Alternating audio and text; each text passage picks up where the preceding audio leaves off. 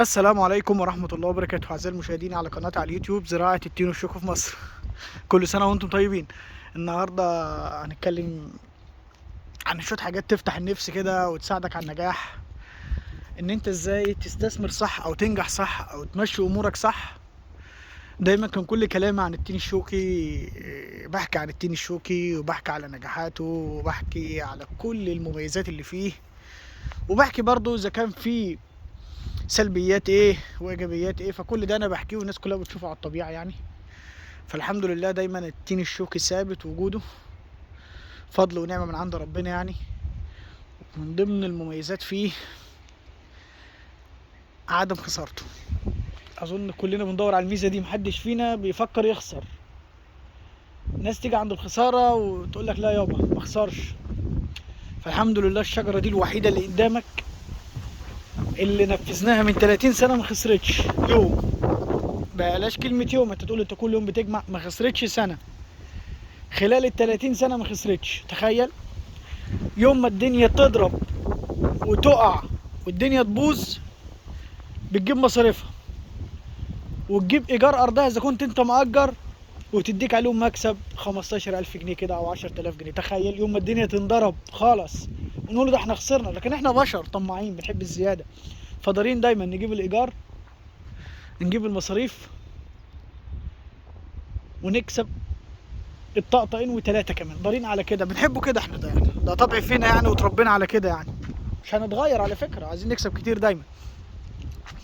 الحاجة اللي تبهرك بقى واللي تفرح قلبك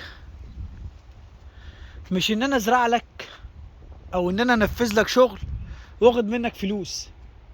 لا لا لا لا، كده كده الحمد لله جودة شغلي او جودة المزارع عندنا او الكلام ده كله عندنا. مش بنقول لك عندي، كلمة عندنا يعني عند الكل، عشان برضو ما احسسش الناس ان انا شغل انا النظيف والناس كلها وحش. الحمد لله التين الشوكي في المنطقة عندنا يتميز باجود اصناف التين على مستوى العالم. طبعا هنقول كلمتين يعني بالنسبة للاخوة بتوع العراق وسوريا، تونس. من مميزات التينة عندنا بيقولوا عليها الهجين، عندهم اتهجنت وبقت تينة جميلة، وللأسف هي لا اتهجنت ولا حاجة. ده صنف سكري أصفر، فلما بيكون شيك في العراق أو حاجة بالجودة اللي أنت شايفها دي والنظافة دي وعدم الأشواك والكلام ده كله، فبتوصل معاه لدرجة الهجين إن ده حاجة فوق الممتاز بزيادة. لا هو ده صنف لا اتهجن ولا الكلام ده كله، صنف تين شوكي محترم. أنا شايف منه في سوريا، أنا شايف منه في السعودية، شايف منه في سوريا وشايف منه في السعودية بحكم المتابعة يعني، بدون اشواك زي ما انت شايف كده. اشواك فين الاشواك؟ انا بشوف التين مؤذي يا جماعة، انا بشوف لوح مؤذية جدا، بشوفها في العراق كتير. دولة العراق فيها التين مؤذي بطريقة رهيبة، انا خاف اكله الصراحة. لكن الحمد لله من نعم ربنا عندنا الصنف ده من اجود اصناف التين على مستوى العالم في مصر. فنحمد ربنا على اللي احنا فيه، ونكمل باقي الفيديو بالكلام الحلو هنقوله في حق التين وحق البرتقال. اولا انا ماشي بين مزرعة تين ومزرعة برتقال. لا في حدودة النجاح دايما والإنسان الشبعان، النجاح والإنسان الشبعان ما بيحكمش بين كده وكده يعني. أنت شايف أدي مزرعة برتقال وأدي مزرعة تين، أنت ماشي دلوقتي لا في حدودة ولا حاجة. إحنا بنمشي كده، بنتمشى مع بعض، إحنا كجيران بنتمشى مع بعض. عارف يعني ليه بقى؟ عشان النعمة اللي ادهالنا ربنا إحنا حمدنا عليها ربنا وبقينا مبسوطين بيها.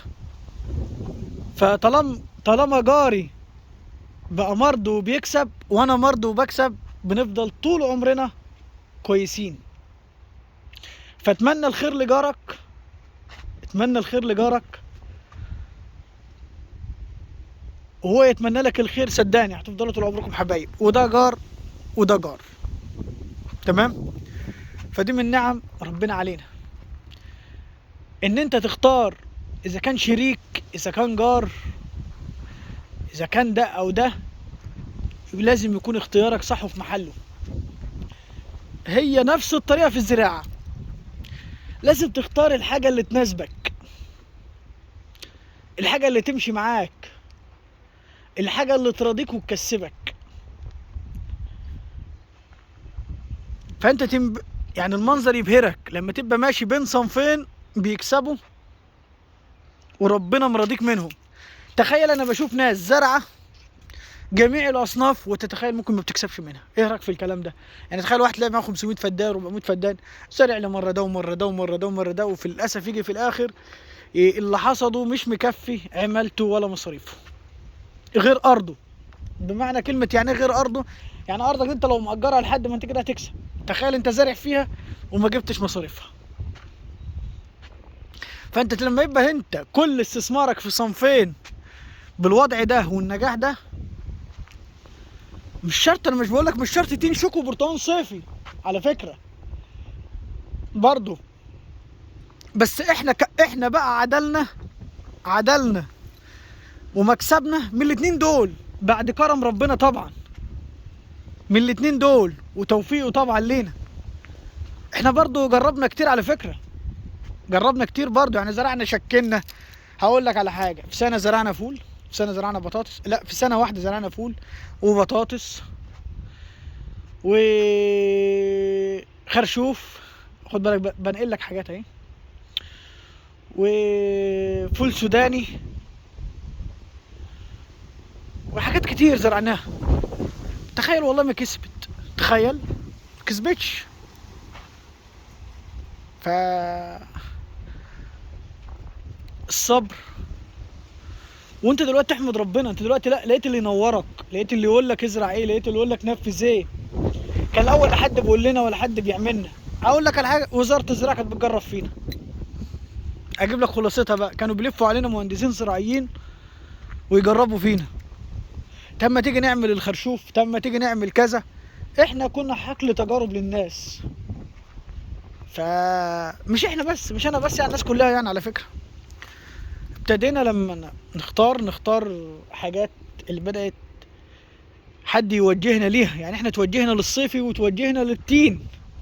فانا بوجهك دلوقتي، ممكن تكون في حاجه مناسبه مكانك ازرعها وشغاله. ولما حد يقول لك ازرع كذا ما تقولوش ماشي بتكسب كام، يقول لك مليون، ما تقولوش ماشي تروح تزرع، لا قول له تعالى وريني انت بتكسب ازاي، تعالى وريني انت شغال ازاي، حضرني معاك في موسم التسويق. انا بقول لك علني تشرفني واحضر معايا موسم التسويق بنفسك. مفيش مزرعة تين شوكي على طريق مصر اسكندرية على وجه الاطلاق بتخسر. طب يا عم رامي، طب لو البرتقال الصيفي اقول لك بيخسر، تخيل. اصله خسر معانا برضه على فكرة، خسر معانا 5 سنين ايام ما كنا بنبيع بنص جنيه و40 ساخ. لان انا مريت بالتجربة، طب انت هتقول لي خسر معاك 5 سنين واستمريت عليه ليه؟ هقول لك انا ربيت شجرة صبرت عليها 6 سنين بدون عائد، ما بتجيبش عائد، وربيتها وكافحت ووقفت على رجليها، فكان عندي يقين انها هترجع. بس كانت ايامها ثوره والكلام ده كله، فكان الاستثمار واقع. انما دلوقتي رجعت، لو الكيلو ب2 جنيه ونص بتكسب، ب2 جنيه بتكسب. طب لو كوز التين ده بنص جنيه يكسب.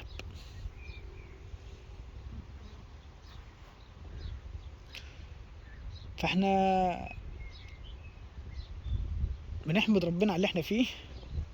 خدت حته ارض معاك 500 فدان، ازرع منهم 70 فدان، مش شرط تزرعهم كلهم، مش هتقدر عليهم صدقني. ال 500 فدان مش بالساهل. امشي واحده واحده، انقل خطوه خطوه، تلاقي نفسك وقفت على رجليك. انا بوريك دايما النجاح. عمره في يوم هقول لك على حاجه اقولها لك. ادخل اي قناه دايما تلاقيها بتقدم لك، ادخل اي قناه بتتكلم عن الزراعه، زرعت ايه ونفذت ايه ونقلت ايه وزرعت في المكان الفلاني وودت في المكان الفلاني وزرعنا ارض الفلانيه. انا يوم ما تلاقي عندي فيديو ولا 2، رغم ما تلاقيني بزرع لكتير جدا. يعني اقول لك في ساعات ما بردش على تليفوني من كتر الضغط عليا، وفي ناس كتير بتشاهدني وممكن ترد على الكلام ده، ما بردش على تليفوني. زرعت كتير جدا، بس مش شرط ان انا اوريك انا زرعت لمين، لكن انا اوريك انا ناجح ازاي عشان تنجح زيي. اوكي، هندي لفه كده بالفيديو في المنظر الجميل ده وهناخد الفيديو برضو ونلف في البرتقال الصيفي نفس المنظر الجميل بشجرة المانجا اللي هتيجي على يميني دلوقتي وهفرجك عليها. منظر حلو، شجرة مانجا في وسط البرتقال كده، حاجة للأكل كده. حاول واتعب وحاول تاني واتعب، ربنا هيرضيك. والسلام عليكم ورحمة الله وبركاته.